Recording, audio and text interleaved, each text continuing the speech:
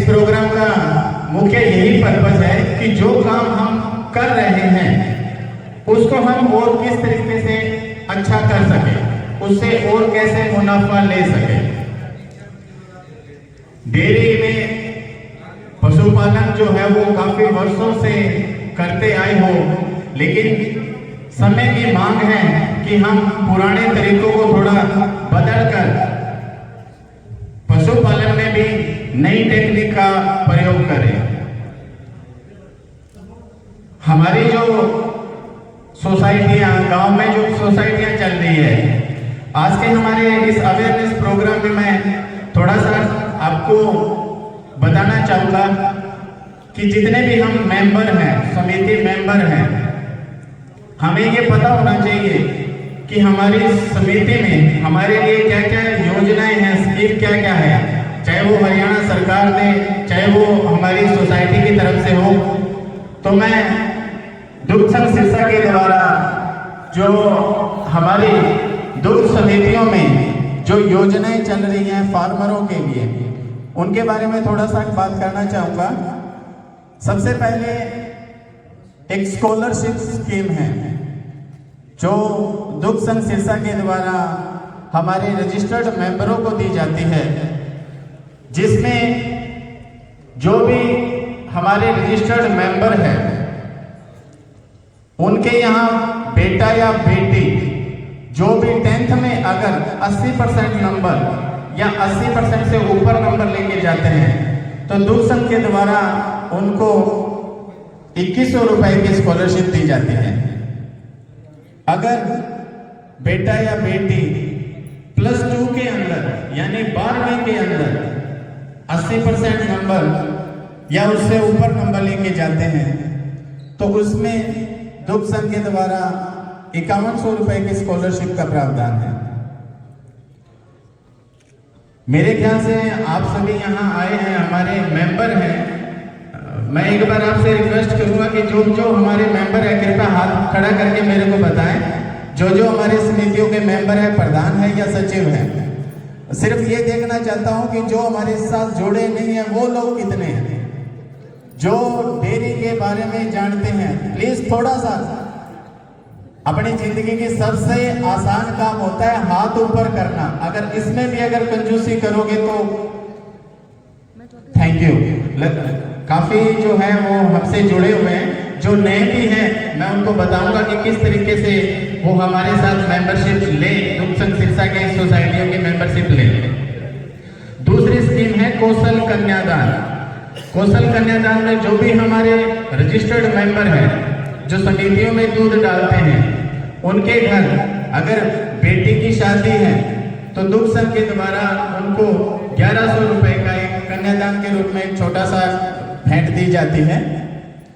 उसके बाद accidental insurance है, जो भी हमारे रजिस्टर्ड मेंबर हैं उनका इंश्योरेंस किया जाता है फ्री ऑफ कॉस्ट या नाम मात्र एक फीस में 5 लाख तक का एक्सीडेंटल इंश्योरेंस होता है। फिर है आपकी बेटी, बेटा की बेटी। अगर किसी भी मेंबर के यहाँ बेटी पैदा होती है, बेटी का जन्म होता है, तो दुग्ध संघ के द्वारा 11,000 रुपए की FD उस बेटी के नाम से करवाई जाती है। उसके बाद CM सब्सिडी है, मुख्यमंत्री दुग्ध प्रोत्साहन राशि, जो कि 1 अप्रैल से लेकर 30 सितंबर तक हर एक उस मेंबर के खाते में पर लीटर के हिसाब से 5 रुपए पर लीटर के हिसाब से 6 महीनों के लिए डाली जाती है, जो हरियाणा सरकार द्वारा सीधी DBT यानी डायरेक्ट बेनिफिट ट्रांसफर आपके सीधे बैंक खाते में जाती है। हर वर्ष हम लाखों करोड़ों रुपए जो हमारे रजिस्टर्ड मेंबर हैं उनके खाते में CM सब्सिडी जाती है या दूसरी स्कीम जाती है। हर एक स्कीम में मैंने एक बात बार बार दोहराई है कि जो भी हमारे रजिस्टर्ड मेंबर हैं, एक सवाल आपके मन में होगा कि ये रजिस्टर्ड मेंबर क्या होते हैं। सोसाइटी में दूध डालते हैं, सभी डालते हैं, लेकिन एक सोसाइटी की मेंबरशिप होती है कि दूध डालने से मेंबर नहीं बनते। मेंबर के लिए कुछ क्राइटेरिया होता है, कुछ शर्तें होती हैं, और ये जो भी स्कीम हरियाणा सरकार या दुग्ध संघ सिरसा के द्वारा दुग्ध उत्पादकों को दी जाती है, वो सिर्फ उन्हीं को दी जाती है जो समिति के रजिस्टर्ड मेंबर हैं। तो इस समिति के रजिस्टर्ड मेंबर कैसे बने, उसके बारे में मैं आपको थोड़ा बताऊंगा कि आप सोसाइटी पे दूध डालते हैं, सोसाइटी की एक शेयर होती है, एक सोसाइटी का हिस्सा होता है 100 रुपए का, और एक छोटी सी फीस होती है 5 रुपए का, यानी एक सोसाइटी पे आप 105 रुपए की रसीद कटवाकर समिति के रजिस्टर्ड मेंबर बनते हैं। वो आपका शेयर होता है।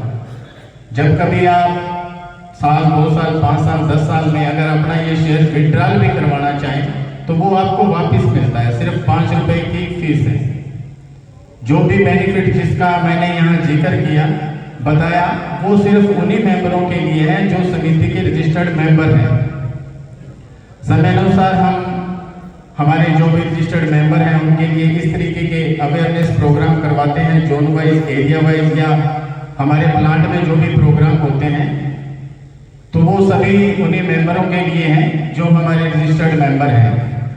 आपके जोन से हमारे बीच जोन के डायरेक्टर श्री संदीप जी अभी हमारे बीच पधारे हैं। मैं चाहूंगा एक बार जोरदार तालियों से उनका स्वागत करें, श्री संदीप जी। इसके बाद इन जो भी स्कीमों का आप ज्यादा से ज्यादा फायदा उठाएं, और मैं आपसे रिक्वेस्ट करूंगा कि जो भी यहाँ बैठे हैं, फार्मर हैं, हमारे मेहमान हैं, कि वो ज्यादा से ज्यादा समिति की मेंबरशिप ले, रजिस्टर्ड मेंबर बने। प्रोग्राम को आगे बढ़ाते हुए मैं मंच पर आमंत्रित करना चाहूंगा हमारे दुग्ध संघ सिरसा से, पूरे सिरसा के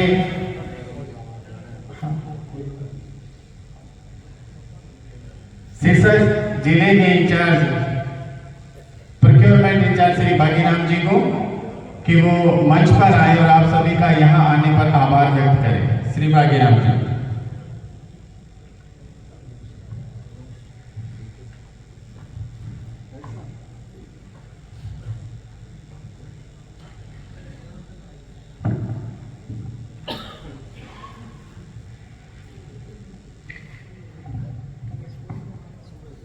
दुग्ध संघ सिरसा की तरफ से आज डेयरी सहकारिता जागृति अभियान में उपस्थित दुग्ध संघ सिरसा से हमारे बीच अभी मुख्य कार्यकारी अधिकारी जिला दुग्ध संघ सिरसा से श्री विशंबर जी पहुंच चुके हैं। मैं चाहता हूं कि एक बार जोरदार तालियों से सर का स्वागत करें। थैंक यू, धन्यवाद। श्रीमान विशंबर जी का यहाँ पहुंचने से हम उनको बुके देकर उनका स्वागत करेंगे। हमारी आयोजन टीम की तरफ से, मैं हरकोफेड की तरफ से सीओ साहब का यहाँ पहुंचने पर हम बुके देकर उनका स्वागत करेंगे। जोन के डायरेक्टर साहब से मैं रिक्वेस्ट करता हूं कि एक बार खड़े होके साहब का स्वागत करें प्लीज। डायरेक्टर साहब, एक जोरदार तालियों से प्लीज थोड़ा सा एक बार अपनी गैदरिंग दिखा दीजिए। Thank you.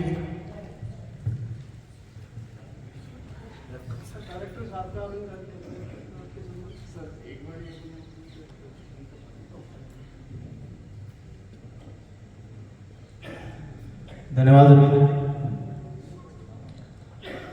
आज के इस डेयरी सहकारिता जागृति अभियान में हमारे बीच मंच पर उपस्थित माननीय सीओ साहब, जोन के डायरेक्टर श्री संदीप जी,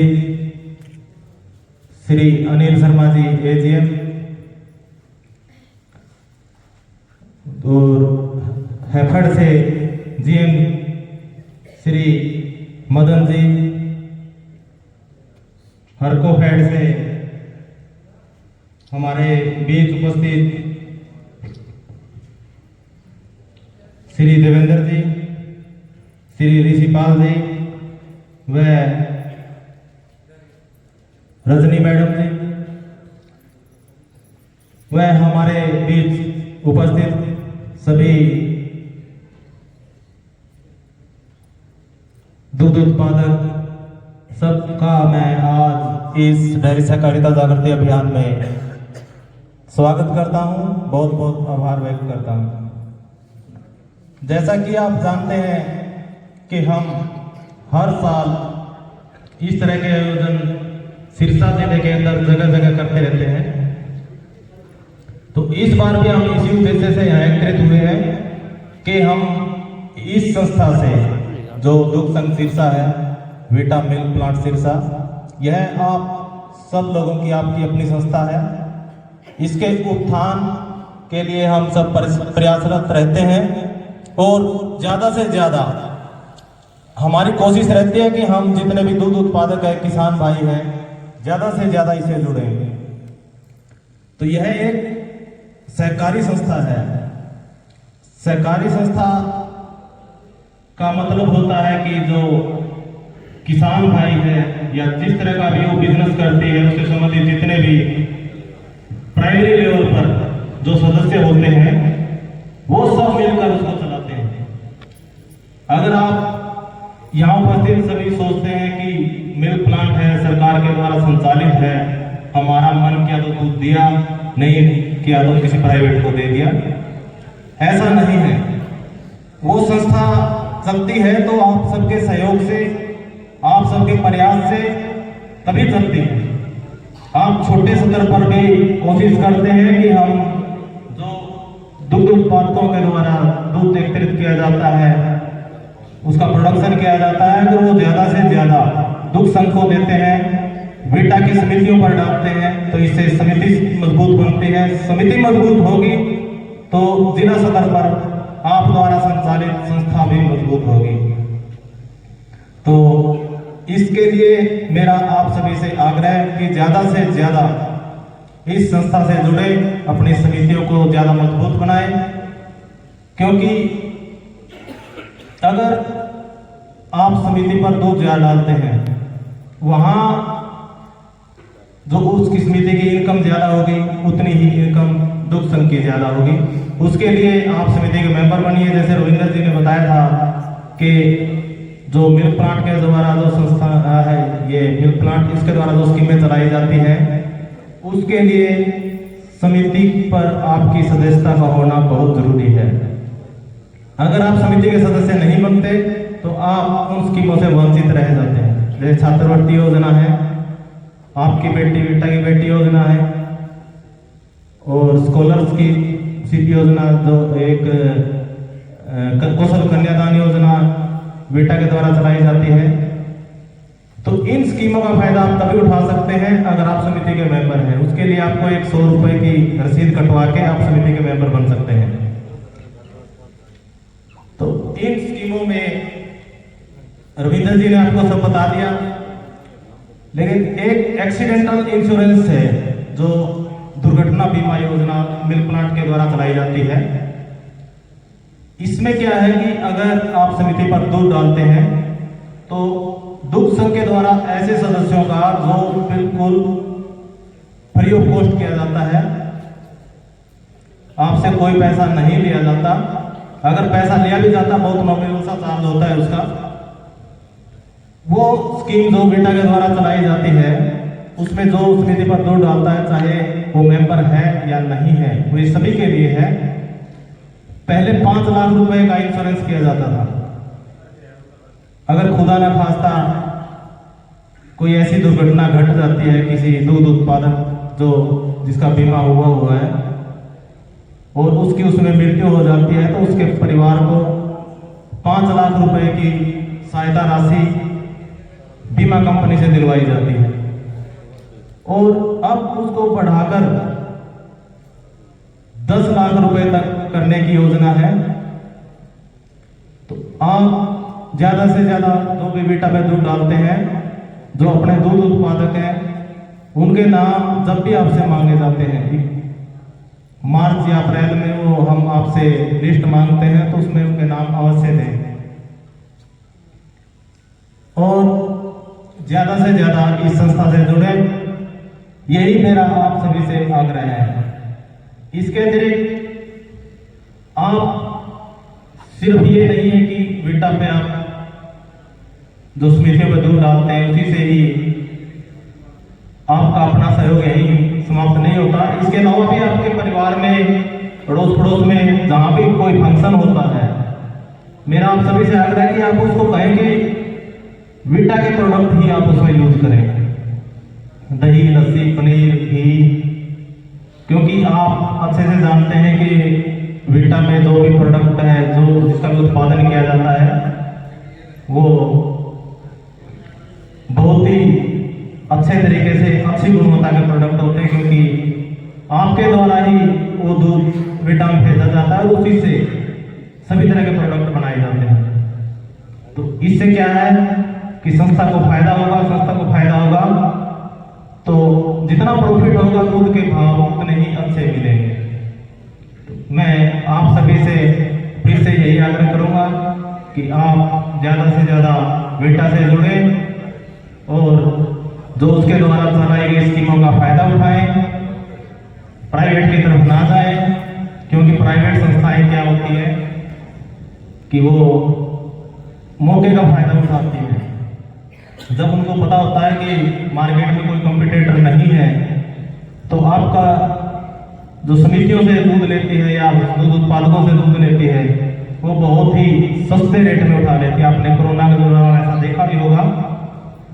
अगर प्राइवेट संस्थाएं इतना रेट दे रही है दूध का, तो वीटा की वजह से ही है, क्योंकि उनको पता है कि बेस रेट जो बनता है दूध का, वो वीटा ही तैयार करता है। आज आप देखो 80 रुपए से ऊपर का रेट है, तो वो वीटा की वजह से ही है। अगर वीटा आपके इस एरिया में ये संस्था ना हो, तो उनका मन मर्जी का रेट होगा, किसानों का शोषण होगा। तो आप इन सब चीज़ों का ध्यान रखते हुए अपने पशुओं को अच्छी गुणवत्ता का जो फीड है, चारा है, वो डॉक्टर साहब ने आपको बताया था, वो देना है। प्रोडक्शन दूध का जितना ज़्यादा होता है, उतना ही किसान को ज़्यादा फायदा होता है। इन सब बातों के साथ मैं आप सभी का यहाँ पहुँचने पर बहुत बहुत आभार व्यक्त करता हूँ। धन्यवाद। धन्यवाद सर।